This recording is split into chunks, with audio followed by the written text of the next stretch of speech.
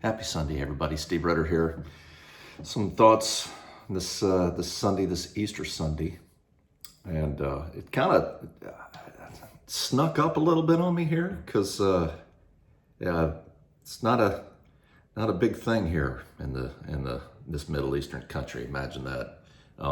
Surprised that Christmas, much more of a bigger thing. Easter, yeah, not even Easter Bunny and all that stuff. They don't do that here either.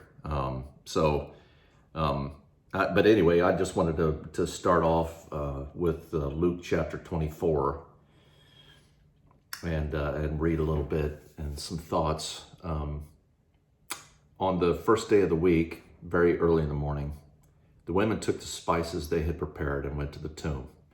They found the stone rolled away from the tomb, but when they entered, they did not find the body of the Lord Jesus. While they were wondering about this, suddenly two men in clothes that gleamed like lightning stood beside them. In their fright, the women bowed down with their faces to the ground. But the men said to them, "Why do you look for the living among the dead? He is not here. He has risen. Remember how he told you while he was still with you in Galilee. The Son of Man must be delivered over to the hands of sinners, be crucified, and on the third day be raised again." Then they remembered his words. When they came back from the tomb, they told all these things to the 11 and to all the others. It was Mary Magdalene, Joanna, Mary the mother of James, and the others with them who told this to the apostles. But they did not believe the women because their words seemed to them like nonsense. Peter, however, got up and ran to the tomb. Bending over, he saw the strips of linen lying by themselves, and he went away, wondering to himself what had happened. What had happened is Jesus did what he said he was going to do. I mean, how many times do we do that? I mean, we read and we see God says this and to do this, and he says, he'll do this if we just do this, or God is true to his word every time. And why would you wonder it? I just love the angels there. They're just like, what? Why are you here? What are you looking for the living among the dead? He told you. I could just imagine that. Do you remember it? It was like, they were like, oh yeah, he did tell us. And I'm sure at the time when he told them, they wondered at that, going, what is he talking about? Is this another parable? What is he doing? What's he mean by that? And he said he'd do what he said he'd do. So, but that's the beauty of this. I remember when this story always got me, the story of Abraham and Isaac, and how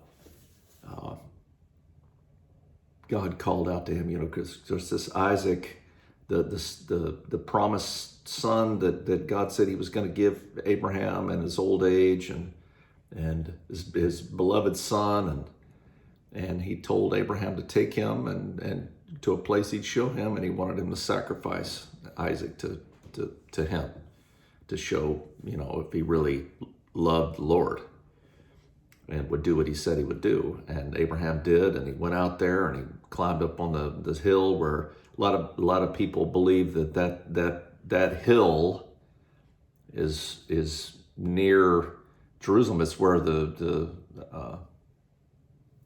crucifixion would take place later. That's the belief. That area around Jerusalem would eventually become Jerusalem, and but the kids had some of these old cartoons that they would. We had the video cassettes, the Bible stories, the animated Bible stories.